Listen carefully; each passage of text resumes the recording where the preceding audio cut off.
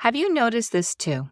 It seems like the default of our culture, and a lot is pushed and kind of shoved down our throat and also shown through the media, is to promote a summer as a time just to lay around. Not in a rest and refresh kind of way, but more so just to basically be lazy. And I'm going to tell you that laziness is one of the things that I absolutely detest. I loathe it. Yes, there should be time for rest and refreshment, like I said, but also there should be time for growth during the summer. So, if having a summer that allows some rest and refreshment and growth, does this sound like a better way to spend your summer? If it does, keep listening. Welcome to Little by Little Homeschool Podcast, where you'll learn tips and strategies that will empower you to home educate your children. I'm Leigh Nguyen, a homeschool mom of over 12 years, which includes 2 graduates. When I started homeschooling, I was pretty much on my own and was desperate for encouragement and help. My mission is to be a source of encouragement and help to you. Whether you are just beginning your homeschool journey or you're deep into the homeschool lifestyle, Little by Little Homeschool wants to help you stay the course, because all the time you are investing into your children is completely worth it. If you're ready to take your homeschool to new levels, keep listening. I have a sneaking suspicion that you are very similar to me and think like this as well, but I wanted to look back on the summer when it was done and we started our new homeschool year. I wanted to look back on that and feel really good about how we spent our time. Do you feel like that too? Is that a wish? Is that a desire that you have? I think it's a really commendable thing. Who wants to look back on a couple of months and say, we totally wasted the summer? Now, this doesn't mean that your summer has to be a certain way in order for it to feel good. There's going to be seasons in life where you're just say, we need this to be a slow summer. And there's going to be seasons where you're like, we can go and we can hit all of the fun water parks and we can hit all of these play dates and all of these activities because you're just in a season where that's going to work for you. But I want you to look back on the summer that you are now entering and say, that was a really good summer. We spent our time really well. And so today I'm going to talk about my summer hack for helping my homeschool kids to stay productive and helpful. And I don't think there's anything wrong with that, with having that desire and wish for your kids for this summer so that you can look back and say, my time well, they spent their time well. And when we homeschool, there is no need to cram every single moment full of creating memories when you are homeschooling. The summer is just a time that maybe is a little bit different than it is during the school year, whether you homeschool year round or not. I know a lot of homeschoolers that do year round take things a little bit differently over the summer, and we'll kind of get a little bit into that as well. But there is no countdown to when school starts and we have to get all of this done before that, because homeschooling and your life and creating memories and being together is it's just a part of all of it. And so you don't have to fall into that pattern, into that trap of feeling like you have to cram so much into every week, every day of this summer. And as I look back through all of the years, so my oldest is 21 now, and so the years of homeschooling would have been, I guess, 14 summers so far. Every summer was different because the kids were different. I was different. And also for my family, the summers might have been different because we have lived in a couple of different homes. We lived in 2 different states. And so, yeah, sometimes the summer did look different because we were living in a new place. But just the feel of the summer and the way that our family interacted was just different. And I did find, though, that these hacks, there's actually 4 things that I'm going to tell you today that falls under this one big summer hack. And I found that that it was important, really, basically, to keep at that. This was like the foundation. And I found also that it wasn't something that is just appropriate for kids that are little or maybe middle age or older. It was something that really grew with my kids. So it was very much situated and pointed towards them when they were little and appropriate for their age. And as they got older, it just changed. So today I'm going to tell you those 4 things that comprised basically our every week. It was the foundation for our week. It wasn't things that had to happen every single day. Most of them did happen every single day, as long as we didn't have other things going on and as long as maybe we were on vacation. But I really tried to spend more slow days at home, or at least to have some days that we were just home and then maybe combine all the running around on other days. I did do an episode, I believe it was last summer, possibly the other summer before that. And it's all about just kind of how to set up some days. And so I will drop that link in the show notes. So if you're curious about some other episodes about getting your mind right and finding routines and that kind of stuff for the summer, I will leave those resources for you. But now let's get into those 4 areas that comprised my big summer hack. And this wasn't something that I put together in the very first summer. So you get to benefit from all 4 of these because it was a couple years in the making as I really leaned into how a homeschool family could enjoy the summer and just even being a homeschool family and having all of that time together as opposed to just a couple of months in the summer and trying to make the most of every single day. I was like, no, we can actually find a rhythm, find a routine. And so these were the foundation for pretty much every single day and at least the days that we were at home, which in some years was a lot of days because, to be honest, it was just easier. So the first thing was coming up with a summer project for my kids. Now, this was done on an individual basis. And how I came up with this was I just found, especially for my boys, especially for my older son, who at that time was probably maybe 7, 8, I just was like, he needs something to occupy his time because when his time was more occupied, he got into less trouble. He wasn't finding other ways to occupy his time that I did not prefer for him to do. And so his brother was a few years younger and probably just kind of followed along and followed suit with it and wasn't really necessarily the ringleader. So I found a book at a homeschool convention and it was called something like Mini Weapons or something. And basically, I was like, okay, this could actually be something for me to do. So a lot of like the weapons and things were like you would use like toothpicks or straws. There was marshmallows, rubber bands, tape, all kinds of like little things. And so he would create a catapult maybe. I don't even remember all of the different things. But I found this book and I was like, this would be fun to do. And I was going to hold it off for the homeschool year. And I was like, no, I think I'm going to have him do this. So he had and this again, this depends upon each child. But I knew for him, I could give him a minimum saying that you have to complete 2 weapons every week. And he would get that done. And I also found it was good for him to learn how to manage his time. And this doesn't mean that I said when he was 7 or 8, I need you to have 2 weapons, 2 of these made every single week. And he had it done. It took a lot of me saying, so what part of it you are working on today?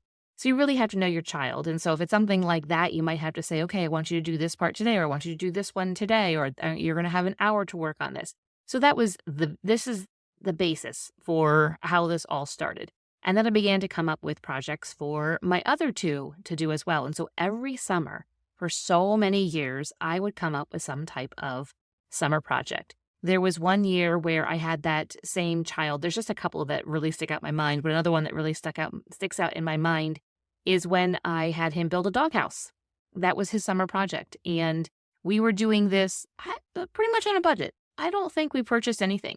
Basically, it was take a look at all the scrap wood that Dad has. And I think the shingles were literally shingles that were from our house. Just, you know, how there's always extra from when they do the roof. And he just kind of took a look at it and I made him design it out and measure it out and create it. And the funny thing is this doghouse, because it was solid wood, was so heavy. And so then he recruited his sister and she painted it and she created like a crest for the dog and painted that on there. So it kind of just became a thing. And I just found with these summer projects, it was a good way for me to stretch my kids. There was one summer that I allowed my daughter she was be in charge completely of all of our flower gardens. And I took her to go shopping for seeds or for plants, whatever she needed. And she was in charge of designing that and figuring out when to plant things and then maybe doing some transplanting and watering and taking care of all that. And so it was something that she was interested in. And I just gave her the space. and the freedom to do that and to make some mistakes and to mess up. And that's really how you learn. So I found that it was a great way to stretch them a little bit. And I also found that finding something that they maybe didn't even know existed, and it would depend on how much they're aware of that's on the internet or something. And my kids were, when they were younger, really pretty sheltered. And so they didn't even know maybe a possibility existed. And I would give them that project. They're like, oh, wow, I didn't even know that such a thing even could happen. And I just think that it's neat to really think about our kids and reflect and study them and say, I think that this would be a really good summer project for them to do.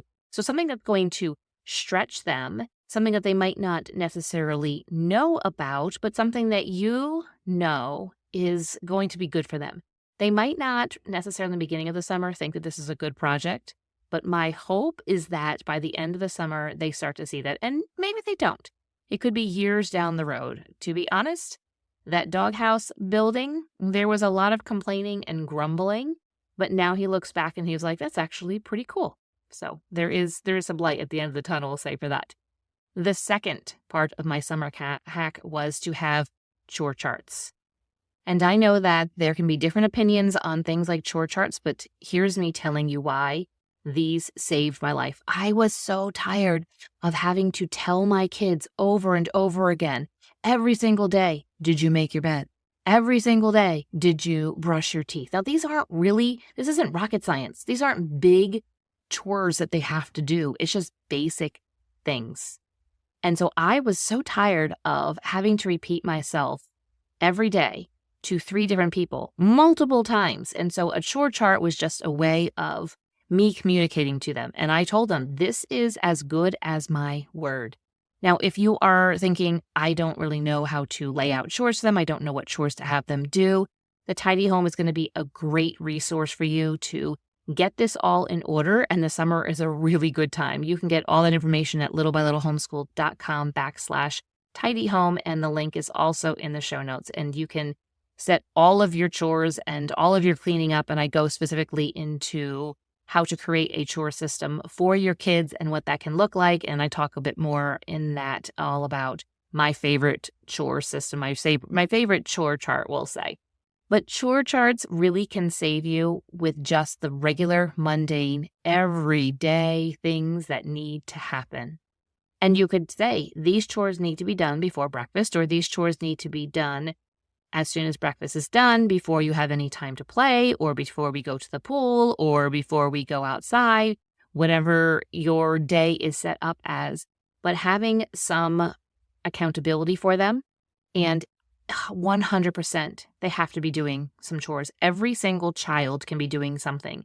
Even the toddlers can be helping out. Now, maybe they don't have a chore chart, but they can very easily be with you and be maybe straightening up the living room, or cleaning up the playroom, or outside putting away the hose with you, all the things that they want to join in with you and do. And chores aren't a negative thing. I think that they can get a bad rap overall in culture and society, but hey, look, somebody's got to do these chores, and it really should not be you as the homeschool mom. You should not be the one who's doing all of this. So having chore charts, having some lists, having some way of communicating to your kids what is expected of them. And these chore charts are basically just the bare minimum. And I would tell my kids, you also need to be available. And I'm not going to pull you away from playing all the time. And I will talk to you and say, hey, today we are going to be cleaning out the garage. So I am going to ask you for some help and for you to come and help me. It's going to take maybe about an hour for you to help me out. And maybe they're just running things back and forth, letting them know beforehand instead of suddenly they're in the middle of playing and you tear them away from that to clean up the garage. That doesn't always go very well. So there could be extra stuff on top of that, but any type of chore system has to be the basics that happen every single day, like 7 days a week. The third thing that I really did every single summer that was so good was to encourage their hobbies. And that's giving them time. That's not filling up every single moment of every single day, saying Monday we're going here and Tuesday we're going here, Wednesday and Thursday and Friday, and then the next week it's the same places or different places and every single day is filled up. But give them time to work on their hobbies, no matter what that hobby is. Maybe it is making friendship bracelets. I feel like those are back in, or they've come kind of back in. I remember making those back when I was younger. I loved it. It was like the one thing that I was good at. I was not good at sports at all. And so didn't feel like I could contribute much to my friends. But friendship bracelets, no, I could make them a lot. But whether it's making friendship bracelets, or it is designing a computer program, or it is creating an obstacle course in the backyard for the dog, or it is some type of artistic pursuit of drawing or watercolor or something in music, or becoming better at a sport. Maybe they're really honing in on their soccer skills in the backyard. Whatever their hobbies are, encourage them, provide time, provide resources that are within your budget and within your time budget as well, for them just to spend time on their hobbies. This might be a hobby that they have been carrying over for a few years, and it's growing and it's getting bigger. So say, for example, the gardening. Maybe the summer project is to work on the garden one summer, and you find that this child really, really enjoys growing flowers or growing vegetables or taking care of the yard. And that's not necessarily a summer project anymore. So you come up with a different summer project and encourage them to continue their hobbies and getting out there and building their knowledge and their love of horticulture. But whatever their hobbies are, encourage them in that and provide time and resources, because you never know where it's going to go. But sometimes that hobby just kind of fizzles out because kids figure out that they are just done with it. Like, I've learned as much as I want to learn. I'm going to move on to the next thing. So don't get upset if you provide time for a hobby and then halfway through the summer, they're like, I'm done learning how to jump rope. I feel like I'm pretty good at it. Now I want to do this. And so provide then opportunities for them to work on that hobby. The very last thing I want to mention here with my summer hacks of providing a foundation and a routine and some consistency and continuity to the days of the summer for my kids was I required them every single day to do some reading. Now, this could depend upon the levels that your kids are at. Maybe they're really young and you just say, well, I'd like you to spend 10 minutes just looking at picture books. And you'll find that they'll kind of start reading them. We'll say, quote unquote, reading them because they remember the story. But just letting them have time to read. There might be some kids who are not very enthusiastic about reading, and their reading might consist of some graphic novels. That's okay. They're reading. So encouraging them to read every day and giving them time to read every day. There are some kids where their hobbies maybe is reading, and they're going to be like, all right, good, and I can read every single day, and they will spend hours upon hours with their nose in a book, and that's okay too. But letting them have some time to read. If you have a child that is not really big into reading, then you decide, how long is that? Is that 15 minutes? Is it 30 minutes? Or maybe 30 minutes straight would be too long. And so you say 2 15-minute sessions, or you might give them an option. Say, I want you to read for a total of 30 minutes today. You can do that 30 minutes all at one time, or you can do that 30 minutes, split it up, 15 minutes in the morning, 15 minutes in the evening, but some reading every single day. And maybe you have a young child at home who does not read yet. You can also encourage then the older children to read to the younger children, and that can count as their reading time. Now, attached to that reading time was also math. And I have mentioned over and over again how important it is to give them that foundation of learning how to read well, but also having their math facts really solid. And so the summer can be a great time to focus in and hone in on that and to get really solid with their math facts. But I had a minimum of 4 to 5 days a week for maybe 15 minutes each of those days that I would have them work on math. This wasn't any type of new skills. There were no lessons involved. It was completely review. The math curriculum that we used in the back of the workbook had homework. I guess basically it was supposed to be, they were supposed to do it afterwards. I'm not really quite sure. It was for homeschool. I don't know. I guess it was just supposed to be additional. But I didn't have them do that during the homeschool year. We would then do those afterwards. So during the summer, they would just go through, spend about 15 minutes. There was maybe 10 problems, and it was good to go. And so I would do a quick check on it and just make sure things are correct, because we don't want kids to be walking around thinking that long division goes a certain way and they actually had the process a little bit wrong. So just having that math, and I found that it gave them a good, solid way of keeping up with their math facts. There wasn't the loss of remembering different math facts. And so it just kind of kept them a little bit more sharp. So the last one is requiring reading every day and then doing some type of math 4 to 5 days a week. Now, you might have a child that absolutely loves math and they might say, I want to spend a lot more time on doing math. You might even have a child that wants to continue doing their math curriculum and doing lessons. If that is your child, do not say no to them. Let them go ahead and do that. You might have a mathematician on your hands. I hope that this summer hack that's comprised of 4 different areas that I really focused on having my kids spend time on is helpful for you. It was so helpful for me, and I'm so glad that it took me those couple of summers to refine this and to figure out what was going to pour life into us and what was going to help us to have a productive summer, what was going to help my kids to be helpful around the house, what was going to be helpful for them as well.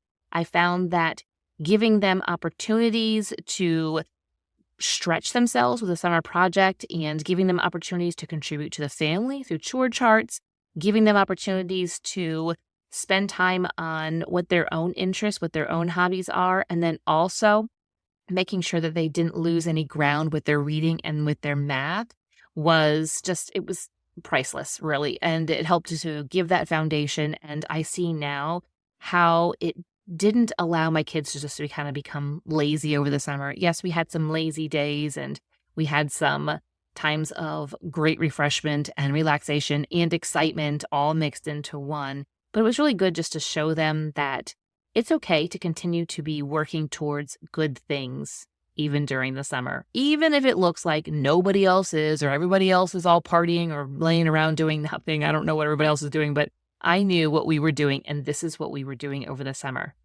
Friend, if you enjoy this podcast, one way that you can really bless me and help out the podcast and help this to be heard by more moms is obviously you can share it with your own friends. But if you leave a review, it really helps the algorithm kind of push up this podcast a bit more. So when somebody searches for homeschool, they can go ahead and see it because it'll be there. And it's just a great way to let others know what you appreciate and enjoy about Little by Little Homeschool podcast.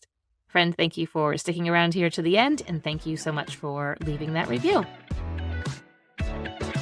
Thank you for listening, friend. I'd love to connect with you more. You can find social media links in the show notes and share this episode with a friend who could use a boost to her homeschool. See you back here real soon.